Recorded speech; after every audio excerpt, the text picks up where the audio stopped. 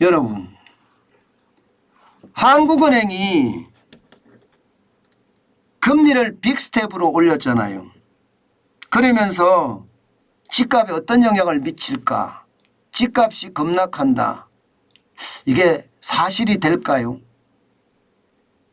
저는요, 앞서 제목에서도 물음표는 아직까지 붙어 있습니다. 집값 곧 급락한다 이렇게 쓰면서 집값 곧 급락한다 쓰면서 물음표가 붙어 있습니다. 근데 지금 많은 지표들을 제가 여러분들하고 계속 분석해서 말씀을 드리는데 조만간 말입니다. 이 물음표가 떨어질 것 같아요. 이제는요 계속 갈 것 같지가 않습니다. 여러분 이거 한번 보세요. 1월 이후 서울 아파트 매물 증가율입니다. 42%나 증가했어요. 1월 이후입니다.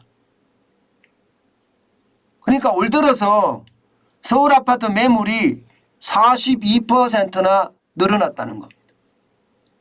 여러분 이거 한번 보세요. 예, 1월에 45,900건이었습니다. 매물이. 7월에요. 65,183건입니다. 정확히 40%가 늘어난 수치입니다. 40%가. 42%가. 정확히 42%가 늘어난 수치입니다. 어마어마하게 늘어났죠. 이게 이렇게까지 늘어나는 거 보세요, 여러분. 1월에서 4월까지 보면 약 10,000가구 늘어났잖아요. 그죠? 예, 10,000가구. 10,000가구보다 조금 부족하죠. 4월에서 7월까지는 11,000가구가 늘어났습니다. 매물은 더 쏟아진다는 이야기예요. 매물은. 2021년 7월에 42,594가구입니다. 거기에 비하면 이건 뭐 거의 45%가량 늘어났습니다. 매물이 늘어난다? 물량이 늘어난다? 그러면 사는 사람이 없다는 뜻이잖아요. 사는 사람이 없으면 여러분 이게 지금 수요자 우위 시장이 점점 돼 간다는 뜻이에요. 수요자가 마음대로 집값을 깎는다는 뜻입니다. 제가 아시는 분도 실제 아파트를 내놨다고 했잖아요. 호가가 6억까지 가던 아파트를 지금 4억 1천만 원까지 다운시켜서 내놨는데 4억 1천만 원까지. 이게 서울 도봉구의 창동 주공아파트입니다. 안 나가요. 지금 4억 1천만 원이면 최저가거든요. 보통 4억 5천만 원이에요. 지금 내놓은 가격도. 급매가 아니라 극급매입니다. 그런데도 지금 안 나간다는 사실입니다.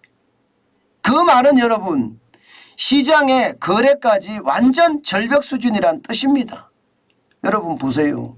서울 아파트 매매 거래량 2021년 1월에서 5월까지는 25,159건이었지만 2022년 1월에서 5월까지는 7,917건입니다.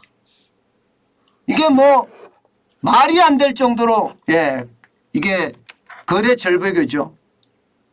아니 25,159건이 7,917건이 됐다는 것은 여러분 심각하죠. 심각하죠. 이게 줄어든 게 장난이 아닙니다. 25,159건이나 줄어들었으니까 이게 뭐 심각하죠. 68%나 줄어들었잖아요. 68.53%나 줄어들었습니다. 거래 절벽이 거의 역대급 수준이에요. 역대급 수준. 이렇게 줄어든다는 것은 여러분 결국 집값이 하락이 된다는 거예요. 집을 사고 싶은 사람은 되게 많잖아요. 지금 시장에 말입니다. 통화량이 역대급이잖아요. 그러니까 집 사고 싶은 사람은 많을 겁니다. 그런데 떨어진다 하니까 떨어질 때까지 기다리고 있는 사람들이 많다는 겁니다. 떨어질 때까지. 그만큼 말입니다. 부동산 시장의 집값이 곧 하락한다. 제가 이렇게 표현한 것이 이게 무리가 아니다. 얼마 안 있어서 이 물음표까지도 떨어지겠다. 제가 이야기를 하고 있는 겁니다. 게다가 여러분 이거 한번 보세요. 실질적으로도 집값이 지금 떨어져 나옵니다. 월간 아파트값 변동률을 보면 말입니다. 5월, 6월, 7월 점점 떨어지고 있는 모양새예요.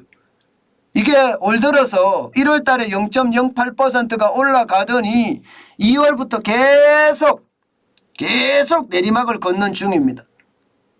여러분, 시장이라는 게 이 그래프를 딱 보시면 한동안 0%에서 왔다 갔다 하잖아요. 그죠?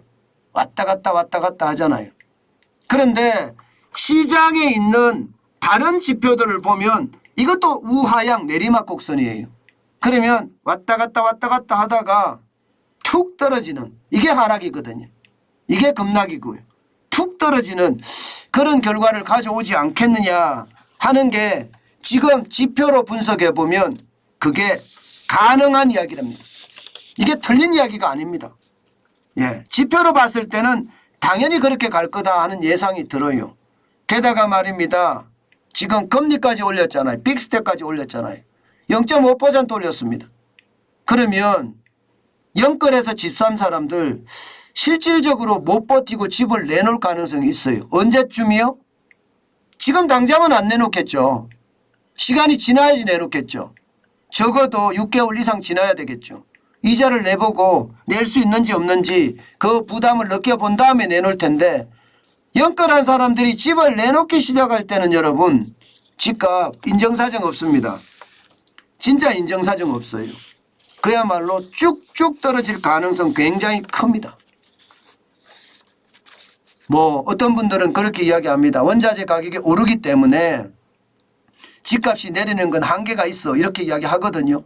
게다가 시중에 통화량이 워낙 많기 때문에 이것도 집값을 떨어뜨리는 요인이 될 거야, 이렇게 이야기합니다. 그렇지만 그 말이 틀리는 말은 아니에요. 그렇지만 경제는 심리라고 했어요.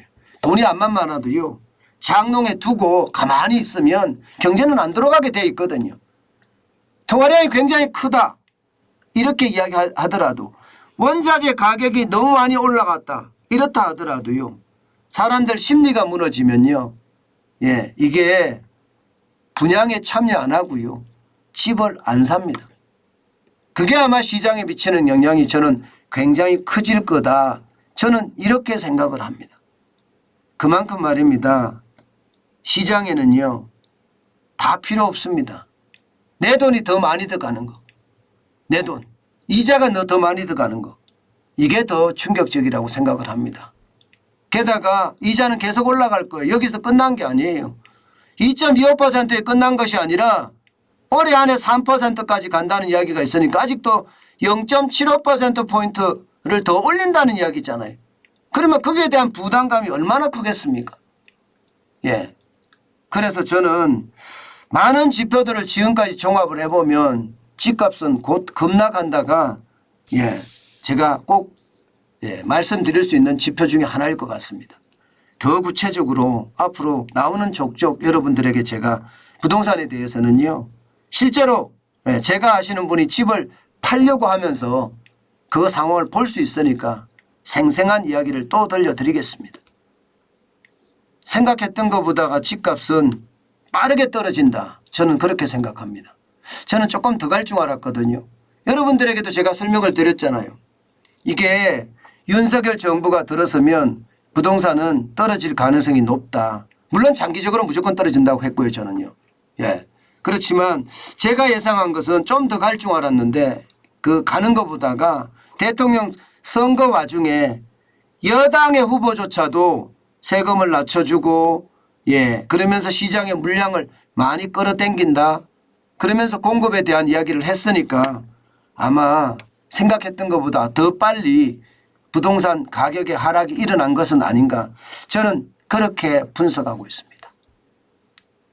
어쨌든 집은요, 꼭 필요한 사람이 있죠. 내가 살 집은 지금이라도 사는 게 좋아요. 계속 더 기다리다가 또 기회를 놓칠 수가 있기 때문에 꼭 필요한 내가 사는 사람, 여기는 저는 사는 게 좋다고 생각하는데요. 그렇지 않고 투자는 지금 조금 시간을 뒤로 가는 건 어떨까, 그렇게 다시 한번 생각을 해봅니다.